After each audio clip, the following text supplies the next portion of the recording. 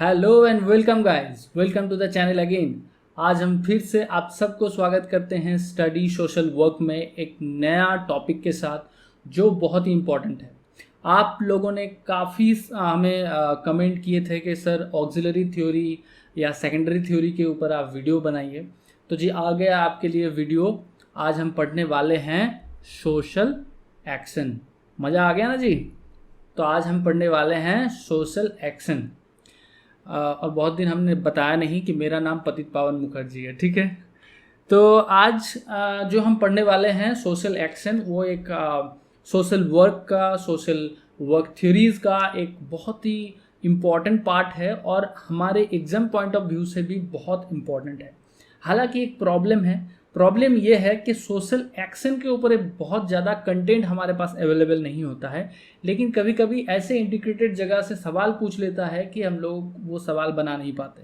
तो इसीलिए हम कोशिश करेंगे आज जो सोशल एक्शन है इसको हम सोशल वर्क के पर्सपेक्टिव से हम समझने के प्रयास करेंगे। देखिए, हमने ये शब्द इसलिए बताया क्योंकि सोशल एक्शन जो है वो कभी कभी सोशियोलॉजी में थोड़ा सा अलग करके या साइकोलॉजी में अलग करके समझाया जाता है और सोशल वर्क में थोड़ा सा अलग करके समझाया जाता है। तो बात एक ही है, आसपास का ही है, लेकिन क्या है ना, यूज ऑफ कंटेंट जो है, मतलब जैसे we are talking about social work so that we will take this concept as per our practical uses. Okay, so हम जैसे प्रैक्टिकली इसको यूज करेंगे उस हिसाब से हम इसको पढ़ेंगे और जब हम अप्लाइड चीज़ों को समझ पाएंगे तभी हम ऑटोमेटिकली क्वेश्चन का आंसर भी दे पाएंगे।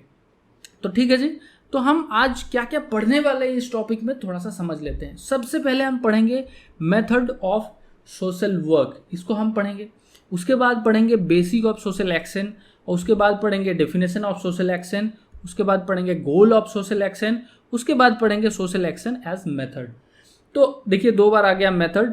ये पहले मेथड जो है वो बेसिक चीज़, और हम सोशल एक्शन को किस तरीके से मेथड में इंक्लूड करते हैं उसको हम पढ़ेंगे। तो ये दोनों चीज़ थोड़ा सा अलग है। हम ज़्यादा डिले ना करके एकदम टॉपिक में चले जाते हैं। तो सबसे पहले जो चीज़ है वो है थ्योरी ऑफ सोशल वर्क। जब थ्योरी ऑफ सोशल वर्क का बात करते हैं तो हमारे एकदम दिमाग में दो चीज़ आ जाता है फटाफट से।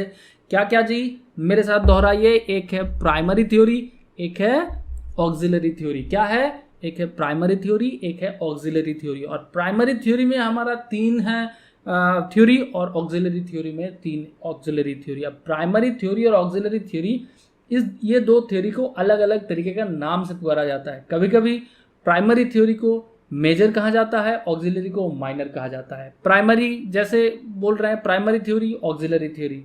प्राइमरी थ्योरी कभी कभी सेकेंडरी थ्योरी भी कहा जाता है। तो इस तरीके से नाम चेंज हो जाता है, लेकिन बात एक ही है। प्राइमरी थ्योरी में 3 हमारे पास आ जाता है और हमें पता है case work, group work, community organisation.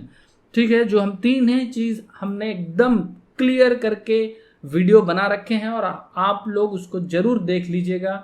हो सकता है कि आप लोगों में से ज़्यादातर लोग देख भी चुके होंगे।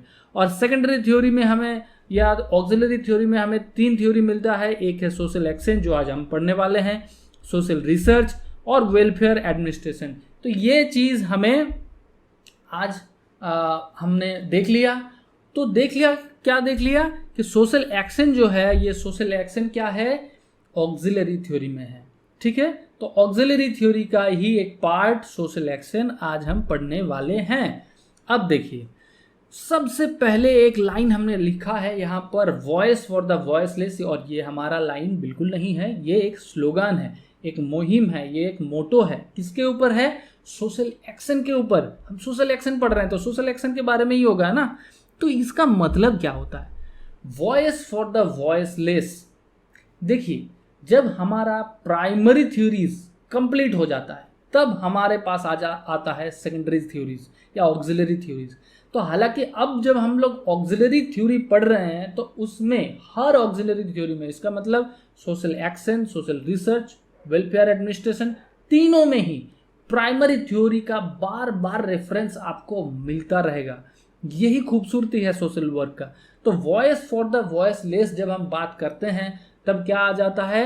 Voice for the voiceless. Voiceless को हम इंडिविजुअल, ग्रुप या कम्युनिटी हम मान सकते हैं कि कि इंडिविजुअल, ग्रुप या कम्युनिटी जिन लोगों का वॉइस नहीं है, मतलब वो बहरा या बात नहीं कर सकते, ऐसा बात नहीं है, जिनका वॉइस दबा हुआ है, जो पीड़ित है, उनका वॉइस बनना है और बनाना है, वो हो गया सोशल एक्शन।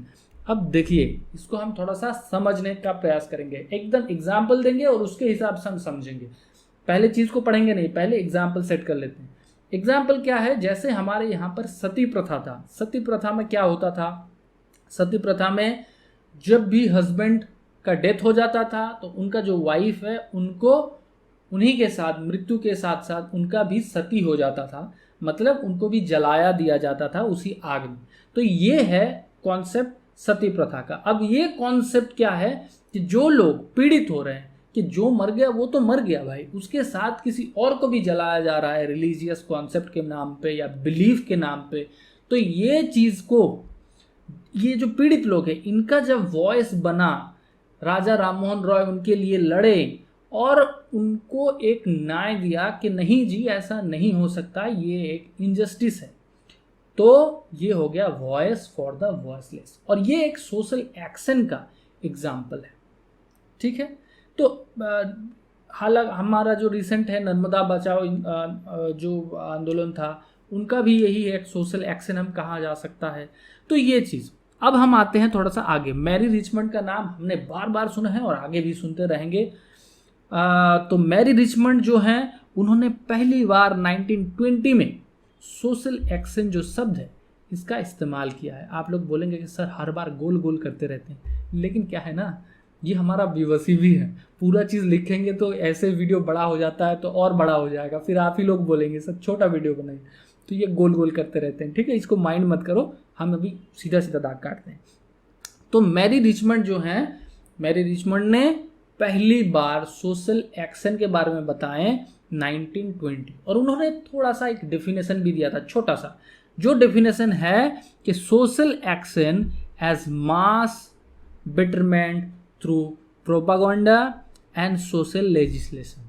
तो सोशल लेजिस्लेशन एंड प्रोपागेंडा के साथ मास बेटरमेंट का बात कहा जा रहा है। मतलब मास का मतलब क्या होता है, बहुत सारे लोग, एक ह्यूज मात्रा में लोगों के लिए, कम्युनिटी हो सकता है, या कम्युनिटी तो बहुत बड़ा चीज़ है, कम्युनिटी हो सकता है, ग्रुप हो सकता है, ये सारे लोगों के लिए मास बेटरमेंट के लिए प्रोपागेंडा और सोशल लेजिस्लेशन को स्टेप लेके एक मास बेटरमेंट करने का प्रोसेस को कहा गया था सोशल एक्शन। अब देखिए 1920 जब थे, तो उस टाइम मैरी रिचमंड ने पहली बार, तो आप उनका शुक्रिया अदा है कि पहली बार उन्होंने सोशल एक्शन का बात ही छेड़े हैं या सोशल एक्शन टर्म को यूज़ किए हैं। तो उस टाइम का जो डेफिनेशन है और आज के दिन में जो थ्योरीज बन के रेडी है, उनमें थोड़ा सा अंतर है। मतलब आज के दिन में उसमें प्रिंसिपल ऐड हो गया है, बहुत सारे रूल रेगुलेशन ऐड हो गए हैं।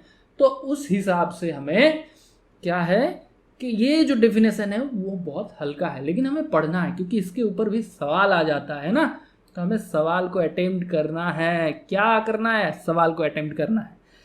अब अच्छा जी, एक चीज़ और हमें याद आ गया, जो लोग हमारा वीडियो देखते हैं उसमें आज तो यूजीसी नेट का रिज़ल्ट आउट है।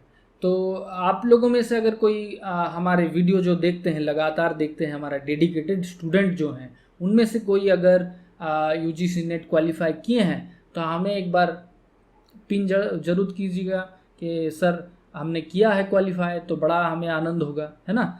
तो यही बात था। अब हम थोड़ा सा आगे बढ़ते हैं।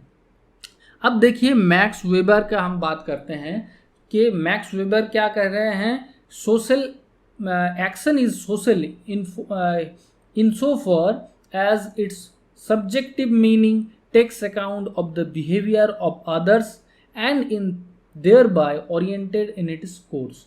अब देखिए जो मैक्स वेबर हैं, इनका जो थॉट है ये सोशियोलॉजी के तरफ का झुकावट ज़्यादा है। तो इनका सोशियोलॉजी में दो तरह का थ्योरीज है, एक मैक्रो और एक माइक्रो। तो उसमें जो ये थ्योरी आता है मैक्रो में, तो सोशल एक्शन में उनका जो कहना है कि सोशल एक्शन क्या है, insofar it is a subject meaning takes account of the behaviour of others. तो इनमें बिहेवियरल चेंजेस का बात उनका कहना है, जो एक ओरिएंट करता है एक बड़ा मात्रा में एक चेंजेस लाने के लिए। तो ये है। अब मैक्स वेबर के बारे में हम ज़्यादा पढ़ेंगे क्योंकि सोशल एक्शन के साथ उनका बहुत इंटरकनेक्शन है, और सिर्फ इनके ऊपर ही हम अगर वीडियो बनाएंगे तो एक वीडियो हम बना सकते हैं। तो कभी अगर ज़रूरत पड़े या आप लोग हमें कमेंट कीजिएगा आप लोगों को क्या रिक्वायरमेंट है मैक्स वेबर के ऊपर अगर वीडियो चाहिए तो आप बताइएगा, हम लोग कोशिश करेंगे उसका भी कवर करने के लिए। अब थोड़ा और डेफिनेशन समझ लेते हैं। देखिए, जितना ज़्यादा डेफिनेशन हम पढ़ेंगे ना उतना ज़्यादा कॉन्सेप्ट क्लियर होता जाएगा। बहुत लंबा चौड़ा कॉन्सेप्ट नहीं है, छोटा ही है, लेकिन उसको थोड़ा डिटेल में हम समझेंगे। अब देखिए, एक ली नाम का एक व्यक्ति ने हमारे और एक डेफिनेशन है, और बड़ा खूबसूरत डेफिनेशन है। क्या है कि social action seems to suggest effort directed towards change in law और social structure or towards the initiation of new movement for the modification of the current social practice। अब देखिए, इनका जो कहना है वो थोड़ा और क्लियर आ रहा है और थोड़ा डीप आ रहा है। उनका कहना है कि सोशल एक्शन जो है वो क्या करता है कि एफर्ट को सजेस्ट करता है। किस तरफ? जो क्या कर रहा है, चेंजेस इन लॉ और social structure towards initiation of new movement. तो इनका क्या कहना है कि सोशल एक्शन क्या है, एक सजेस्टिव एक एफर्ट है, मतलब बहुत सारे लोगों का एक साथ का एफर्ट। तो क्या आ रहा है, पहले हमारे पास क्या आ रहा है, एफर्ट आ रहा है,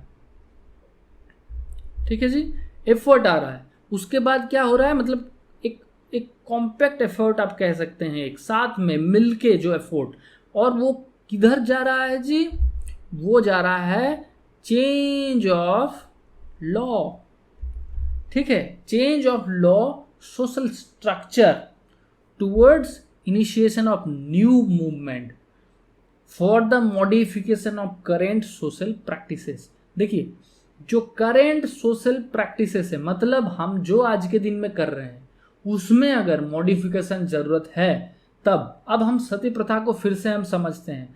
जब सती प्रथा चल रहा था तो वो क्या था, करेंट सोसाइटल स्ट्रक्चर था, क्योंकि उस टाइम वो जो प्रथा था वो अपने स्ट्रक्चर में, अपने सोसाइटी में इनबिल्डेड था, लोग उसको मान लिए थे। लेकिन उसको एनालाइज करके क्या लगा कि नहीं, ये गलत है। तो उसके लिए क्या किया गया, उसके लिए मूवमेंट बनाया गया कि लोग एक साथ जुड़ते गए और उसका वॉइस रेज होता गया। फिर एक टाइम पे क्या आया, जो सोसाइटल स्ट्रक्चर को रीस्ट्रक्चर किया कि नहीं, ऐसा नहीं होता है। तो अगर सती हमें बंद करना है तो उसका ऑल्टरनेटिव कुछ करना है। ऑल्टरनेटिव मतलब जो लोग सती हो रहे हैं, जिनका हस्बैंड का मृत्यु हो जा रहा है, तो उनका क्या करना है, उनको री लाइफ करना है, कि उनका लाइफ सेटलमेंट करना है, या उनका ऑल्टरनेटिव सोचना है कि शादी करवाना है, उनका घर बसाना है, कुछ ना कुछ करना है। और ये क्या हो रहा है, सिर्फ ये मूवमेंट नहीं हो रहा है, मूवमेंट के साथ साथ लॉ भी डेवलप हो रहा है कि ऐसा अगर करेगा कोई तो उसके लिए स्ट्रिक्ट कानून लाया जाएगा, है ना। अब कुछ दिन पहले जैसे 3 तलाक वाला बात आ गया, तो 3 तलाक अगर हमें हटाना है तो उसके साथ कुछ स्ट्रिक्ट कानून भी लाना है ना, कि अगर कोई करेगा तो उसका क्या उसका इफेक्ट आएगा। तो ऐसा अब मैं 3 तलाक में नहीं जाना चाहता हूँ क्योंकि उसमें इस तरीके का मूवमेंट नहीं था, हम मूवमेंट उसको कह नहीं सकते। लेकिन हाँ ठीक है, सोशल एक्शन में जाता है कि नहीं, उसके लिए थोड़ा सा परखना पड़ेगा। तो अभी जो बात कर रहे हैं कि एक मूवमेंट होगा, जो लॉस चेंजेस स्ट्रक्चर बनेगा, एक सोसाइटल स्ट्रक्चर बनेगा towards the initiation of new movement for the modification of current social practices. तो जो करेंट प्रैक्टिसेस था उसको चेंज भी करना है। तो ये हो गया डेफिनेशन। मुझे लग रहा है थोड़ा थोड़ा आप लोगों को समझ में आ रहा है ना। अब एक दूसरा सोशल साइंटिस्ट ने बात की है, फिच 1940 में considered social action as legally permissible action. अब देखिए, लीगली परमिसेबल एक्शन को थोड़ा हम डिफाइन कर लेते हैं। लीगली परमिसेबल एक्शन क्या होता है भाई? लीगली परमिसेबल एक्शन वो होता है जो लीगली सपोर्ट करता है, मतलब जो हमारा सोसाइटल स्ट्रक्चर बना हुआ है, लॉ बना हुआ है, उसके अंदर होना चाहिए चीज़ों, उसके बाहर नहीं। अब अंदर बाहर का मतलब क्या है कि अगर मैं किसी को कुछ समझाना चाहता हूँ तो मैं उसके साथ वायलेंट नहीं क्रिएट कर सकता कि आपको ये समझना ही पड़ेगा। मतलब मैं उसे अगर समझाना की कोशिश करूँगा तो बाय लॉ जो प्रोसेस दिया गया है कि हम अगर समझाने के ये उनको एक्सप्लेन कर सकते हैं, चीज़ों को बता सकते हैं, मैं होर्डिंग दिखा सकता हूँ, उनको क्रिएटिव दिखा सकता हूँ, पीपीटी बना के समझा सकता हूँ, है ना। लेकिन मैं उससे ज़्यादा कुछ नहीं कर सकता हूँ। वो अगर उसमें डिस्टर्ब फील कर रहा है, हर्ट हो रहा है, तो वो सोशली मतलब लीगली परमिसेबल नहीं है। तो सोशल एक्शन ऐसा चीज़ है जो लीगली परमिसेबल हो, मतलब एक वायलेंस नहीं क्रिएट करके। जैसे हमारे गांधीयन कॉन्सेप्ट में जो जो चीज़ सोशल एक्शन जितने मूवमेंट आते हैं वो सारे आप देखिए उसमें कहीं पर भी कोई वायलेंस नहीं होता है ना। और जितने भी मूवमेंट आगे भी होता जाएगा उसमें भी वायलेंस नहीं रहेगा। जैसे कृषि आंदोलन कुछ दिन पहले हो रहे थे, उसमें लोग कोशिश यही कर रहे थे कि मूवमेंट मतलब कोई वायलेंस मूवमेंट ना करे, उसमें तर्क करे, बात करे, बहस करे, लेकिन कोई हाथापाई नहीं करे और कोई वायलेंस नहीं करे। ठीक है।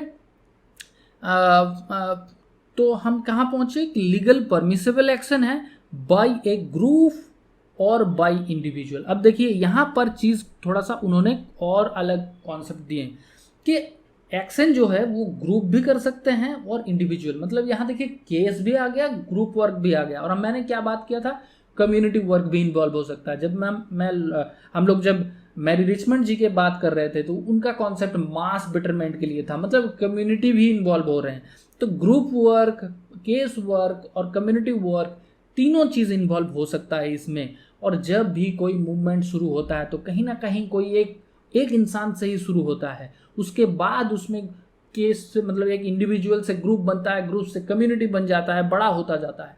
तो क्या हो गया यहाँ पर कि ग्रुप और इंडिविजुअल कोई भी एक्शन कर सकते हैं, लीगली परमिसेबल होना चाहिए। Trying to promote group action for the purpose of furthering objectives that are both legal and socially desirable. तो क्या बोल रहे हैं उनका कि ऐसा कोई पर्पस के साथ काम करे जो लीगली और सोशली डिजायरेबल है। लीगली सोशली डिजायरेबल का मतलब ही है लीगली परमिसेबल, जो हमने अभी बात किया। इस हिसाब से जो भी सोसाइटल बेटरमेंट का बात होता है, मूवमेंट होता है, ये हो जाता है सोशल एक्शन। आप लोगों को समझ में आ गया? नहीं आया तो फिर बताइए। अब सांस ना लेके हम आगे बढ़ते हैं, ठीक है। नेक्स्ट जो चीज़ हम पढ़ेंगे वो है गोल्स ऑफ सोशल एक्शन। ज़्यादा जल्दी तो नहीं हो रहा है ना, आराम से, ठीक है। सांस ले लीजिए, हम भी ले लेते हैं, ठीक है।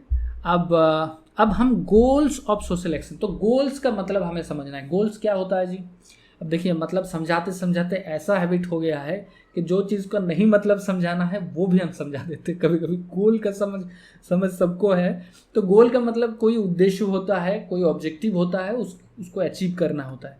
तो मिश्रा जी ने एक कुछ स्ट्रक्चर्ड वे में हमें कुछ गोल्स के बारे में बताए हैं, जो 1992 उन्होंने बात किया है, जो इंडिया से थे, हमारे यहाँ से ही थे। उनका एक डेफिनेशन भी है, मुझे अभी मिला नहीं, लेकिन मिल गया तो आप लोगों को मैं बताऊंगा ज़रूर, या नेक्स्ट वीडियो में मैं कवर कर लूँगा, ठीक है। तो अभी मेरे को याद आया, एक्चुअली मैं जब स्टडी कर रहा था तब मेरे को याद आया था, और अभी आया, तो बीच में मैं भूल गया था, नहीं तो मैं ऐड कर देता। उनका भी डेफिनेशन अच्छा है, मैंने एक बार पढ़ा था। तो मिश्रा जी ने हमें एक गोल्स का लिस्ट दिए हैं। तो गोल्स, पहला जो गोल है वो है solution to the mass issue. तो देखिए, इनका जो बात है ये कहीं ना कहीं मैरी रिचमंड के साथ कनेक्ट करते हैं कि मास इशू को सॉल्व करने के लिए बात किया गया है। पावर एंड रिसोर्स का रीडिस्ट्रीब्यूशन बात किया गया है कि सोशल एक्शन माध्यम से क्या होता है कि मास प्रॉब्लम, जो प्रॉब्लम बहुत दिन से चला आ रहा है, उस प्रॉब्लम के बारे में सोल्यूशन आता है। तो मास बेटरमेंट या मास इशू के ऊपर बात होता है। और क्या हो रहा है? पावर एंड रिसोर्सेस रीडिस्ट्रीब्यूशन हो रहा है कि जो लोग जो चीज़ कर रहे थे, बहुत टाइम से कर रहे थे, अब जब हमने नया चीज़ फॉर्म कर दिया, नया लॉ आ गया, तो क्या हो गया? डिस्ट्रीब्यूट हो गया सबके माध्यम से। तो जो लोग वो गलत काम कर रहे थे या जो इशू था उसको फिर कंटिन्यू नहीं कर सकते। तो वहाँ पर क्या हो गया? पावर एंड रिसोर्स का रीडिस्ट्रीब्यूशन हो गया। समझ में आया? बहुत आसान चीज़ है, फिर बता रहा हूँ कि जब कोई एक इशू चला आ रहा है बहुत दिन से, जैसे मान के चलिए सती प्रथा है, तो सती प्रथा को कंट्रोल करने वाले भी कुछ कम्युनिटी में लोग रहेंगे, जो लोग उसको कंट्रोल करते हैं, जो लोग उसको इंस्ट्रक्ट करते हैं कि नहीं जी ऐसा करना ही पड़ेगा, नहीं तो पाप चढ़ेगा, होता है ना। तो क्या होता, वो उन लोगों के पास वो क्या था, पावर था। सोसाइटी कहीं ना कहीं वो पावर मिसयूज वो कर रहे थे पावर का, है ना। तो वो पावर उनके पास था और रिसोर्सेज भी था, क्योंकि उनके साथ लोग हैं जो लोग उनका समर्थक है, तब ना वो चीज़ बढ़ता है। तो ये भी रिसोर्सेज होता है। अब जब आंदोलन हुआ, मूवमेंट बना, और क्या हो गया, सती प्रथा बंद हो गया, है ना। तो क्या हो गया, पावर का रिडिस्ट्रीब्यूशन हो गया। तो जिन लोगों के पास पावर था वो उनका बात कभी सुनेगा, कोई नहीं सुनेगा। तो पावर का रिडिस्ट्रीब्यूशन हो, रिसोर्स जो लोग उनको सपोर्ट कर रहे थे वो लोग सपोर्ट कर सकता है क्या, नहीं कर सकता। या हो सकता है जो लोग सपोर्ट कर रहे थे वही लोग आज के दिन में विमुख हो गया, जब समझ पाया चीज़ों को। तो क्या हो गया, रीडिस्ट्रीब्यूशन हो गया, किस चीज़ का, पावर का और रिसोर्स का रीडिस्ट्रीब्यूशन हो गया। समझ में आया, बहुत आसान है। अब हम समझते हैं मास सर्कमस्टेंस हैव इम्प्रूव्ड। अब देखिए मास सर्कमस्टेंस का मतलब बड़ा लेवल का जो सर्कमस्टेंस है उसको इम्प्रूव किया जा रहा है, जो प्रॉब्लम है उसको इम्प्रूव किया जा रहा है। ऑब्वियसली इम्प्रूव करने का बात है। इम्प्लीमेंटेशन ऑफ न्यू मैकेनिज्म और प्रोग्राम्स। अब देखिए जब भी कोई इशू को सॉल्व किया जाता है या उसके बारे में उससे छुटकारा मिलता है, वो मूवमेंट डेवलप होता है और उससे बाहर आते हैं, तो उसको प्रोटेस्ट करने के लिए उसके अगेंस्ट में कुछ लॉ बनाया जाता है। तो इम्प्लीमेंटेशन ऑफ न्यू मैकेनिज्म, तो मैकेनिज्म के अंदर लॉ भी आ सकता है, कुछ और चीज़ हो सकता है। तो ये सारे मैकेनिज्म है या प्रोग्राम, कुछ इनिशिएटिव लिया गया, तो ये सारे चीज़ होता है। ठीक है जी।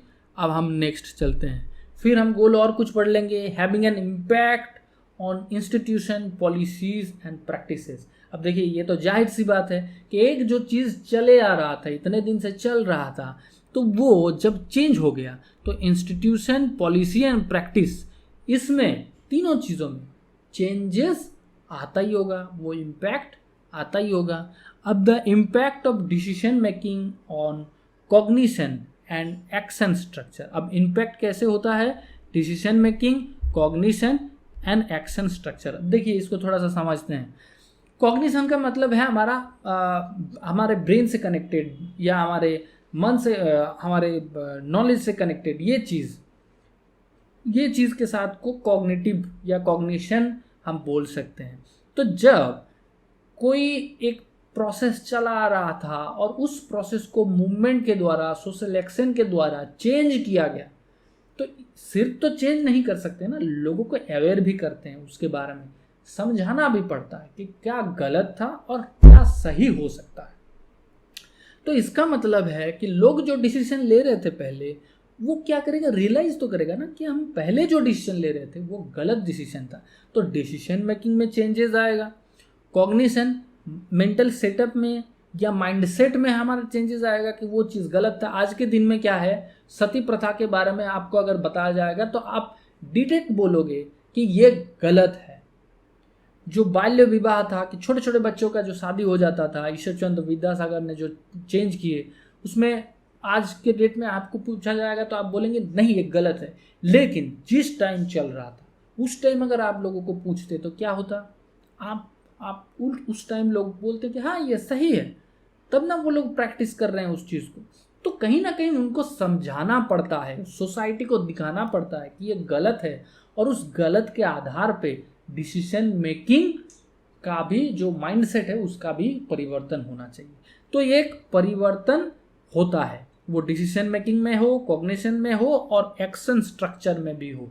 मतलब सोसाइटल जो स्ट्रक्चर, जैसे हम अगर बाल्य विवाह का बात करेंगे, छोटे बच्चों का शादी हो जाता था छोटे में ही, तो क्या था, वो सोशल स्ट्रक्चर था। वो सोशल स्ट्रक्चर को उसको तोड़ा गया कि नहीं ऐसा नहीं होता है ना। तो ये सोशल एक्शन में भी परिवर्तन आया। हेल्थ, एजुकेशन, वेलफेयर, इंप्रूवमेंट, जब परिवर्तन आएगा तो ये सारे चीज़ भी इन्वॉल्व हो जाएंगे। एजुकेशन तो स्पेशली एजुकेशन में इम्प्रूवमेंट होता ही होता है। ठीक है जी। तो ये हमारा हो गया कुछ गोल्स। अब हम जो पढ़ेंगे वो है सोशल एक्शन एज मेथड। ठीक है, सोशल एक्शन एज मेथड। हम अगर बात करेंगे सोशल एक्शन एज मेथड, तो मेथड में, तो सोशल एक्शन एज मेथड का बारे में अगर हम बात करेंगे तो क्या होगा, social action is an auxiliary method of social action is an auxiliary method of social action, एक गलत है, सोशल वर्क होगा।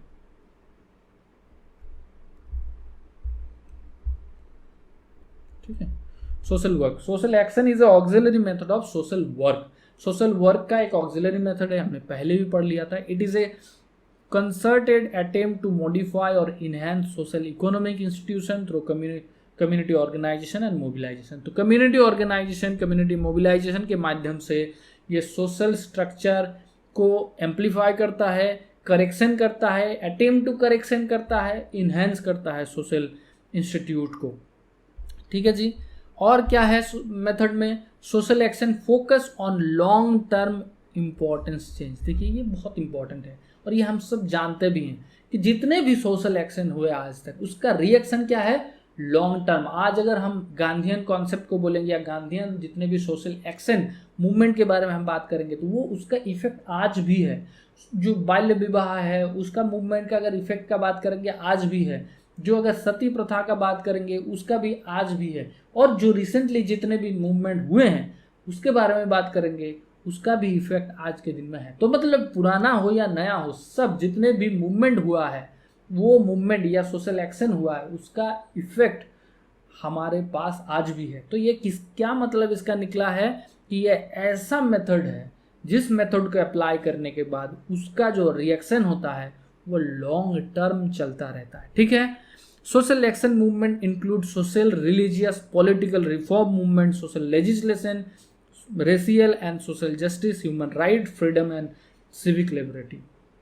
तो देखिए ये भी चीज़ हम सब लोग ऑलमोस्ट जान चुके हैं। इतने देर से हम बक बक कर रहे हैं, ऐसे नहीं बक बक कर रहे हैं। बेवकूफ़ है क्या आप लोग? क्या बेवकूफ़ है? नहीं है, समझ आ कीजिए। ये सारे चीज़ हम पढ़ लिए अभी तक, है ना, पढ़ लिए हैं। तो सोशल एक्शन मूवमेंट क्या है? Include social, religious, political reform. अब देखिए जो सोशल कॉन्सेप्ट बनता है, सोशल स्ट्रक्चर बनता है, वो सोशल स्ट्रक्चर कैसे बनता है? ये रिलीजियस, पॉलिटिकल, ये दो चीज़ इसमें इन्वॉल्व रहता है। सारे प्रॉब्लम का जड़ यहाँ से शुरू होता है। ठीक है। तो रिलीजियस और पॉलिटिकल इन्वॉल्वमेंट जब रहेगा और मूवमेंट होगा तो इसमें क्या होगा? इसमें भी तो मूवमेंट आएगा, मतलब इसमें भी तो इम्पैक्ट करेगा।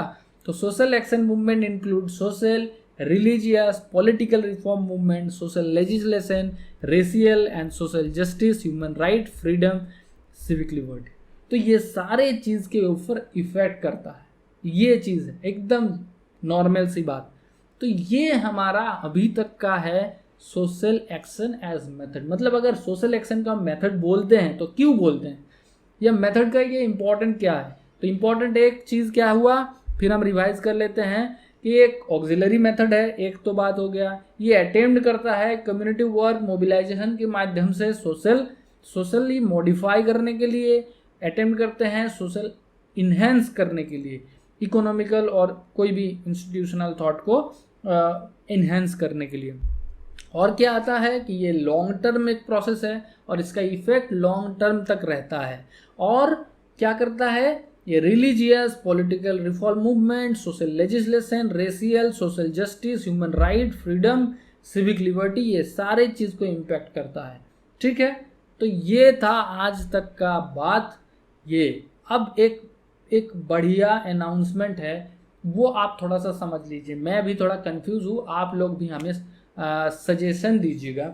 देखिए अब बहुत सारे लोगों का कमेंट हमारे पास ये आता है कि सर आप कंसिस्टेंसी नहीं मेंटेन करते हैं, कि मतलब आज एक वीडियो डाल दिए तो फिर एक महीना बाद एक डाले, 2 महीना बाद एक डाले। और ये सच भी है, मैं झूठ नहीं बोलूँगा, ये सच है कि हम कंसिस्टेंट नहीं हैं, क्योंकि मैं इस काम को प्रोफेशनली नहीं करता हूँ। मैं प्रोफेशनल सोशल वर्कर हूँ और मैं प्रोजेक्ट मैनेजमेंट का काम करता हूँ, साथ ही साथ मैं पढ़ाता हूँ। तो कुछ लोग ऑफलाइन मेरे पास पढ़ते भी हैं, कुछ लोग ऑनलाइन भी पढ़ते हैं, और साथ में जब मेरे को मन करता है कि ये कुछ वीडियोस बना के मेरे को पोस्ट करना चाहिए, लोगों को हेल्प करना चाहिए, तो मैं करता हूँ। लेकिन इसमें बड़ा मेहनत होता है। मतलब पहले तो शूट करो, और जैसे आप लोग बैठे हैं तो आप लोगों को समझाने में आसान रहता है, लेकिन जब कोई नहीं रहता है तो कैमरा को समझाने में थोड़ा सा मुश्किल रहता है। ठीक है।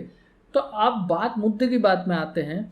तो लोगों का कहना है, आप लोगों में से जो लोग देख रहे हैं, हो सकता है आप लोगों में से भी कुछ लोग कमेंट किए हैं कि सर हमें पढ़ाइए और कनेक्शन कैसे मिलेगा, आपके साथ जुड़े रहने का कनेक्शन कैसे मिलेगा।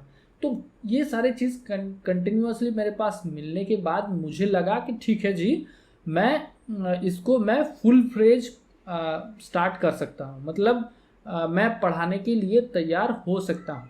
लेकिन उसके लिए मेरे को आप लोगों का क्या रिएक्शन है वो समझना पड़ेगा। तो मैं आप लोगों को आज ये सवाल करता हूँ कि अगर मैं प्रोफेशनली इसको शुरू करूँ, मतलब मान के चलिए एक मैं कोर्स लॉन्च करूँ जो हो सकता है कि पेड हो, ठीक है, नॉन पेड ना हो, क्योंकि इसमें जो मेहनत होता है उसका चार्ज मेरे को आपसे ही लेना है। तो आप में से कितने लोग इंटरेस्टेड होंगे? लेकिन ये मैं आपको वादा करता हूँ कि जो भी हम चार्ज करेंगे वो बहुत ही नॉमिनल सा होगा, क्योंकि मुझे पर्सनली बहुत बुरा लगता है पढ़ाने के लिए किसी के पास से पैसा लिया जाए। लेकिन जो टाइम का वैल्यू है उतना ही मैं चार्ज करूँगा, बहुत ही कम, जो आपको बर्डन ना क्रिएट कर दे, पढ़ाई के लिए आपका कोई प्रॉब्लम ना हो, इस तरीके का मैं चार्ज करूँगा। अब मैं सेट नहीं किया हूँ या कुछ अभी शुरू भी नहीं किया हूँ। आप लोग मेरे को बताइए कि मेरे को ऐसा करना चाहिए कि नहीं, कितने लोग तैयार हैं अगर मैं शुरू करता हूँ तो। अगर मेरे को अच्छा रिस्पॉन्स मिले तो मैं शुरू करूँगा, अगर नहीं मिले तो मैं जैसा कर रहा हूँ ऐसा करता रहूँगा। और हाँ, मैं अगर पेड कोर्स लाता भी हूँ तो ऑनलाइन जो मैं फ्री कंटेंट यूट्यूब में डालता हूँ वो मैं ज़रूर डालता रहूँगा। मैं, ऐसा नहीं है कि मैं पेड कोर्स लाऊं तो यूट्यूब वाला बंद कर दूं, ऐसा नहीं है। ठीक है जी, तो इतना ही बात है। आप लोग मेरे को रिस्पॉन्स कीजिए, आपके रिस्पॉन्स के ऊपर डिपेंड करेगा मेरा डिसीजन, है ना। और थैंक यू सो मच जितने भी लोग आज देखे हैं, देख रहे हैं या देखेंगे बाद में, सबको थैंक यू। अपना ख्याल रखिए, दूसरे का ख्याल रखिए। जय हिंद, जय भारत।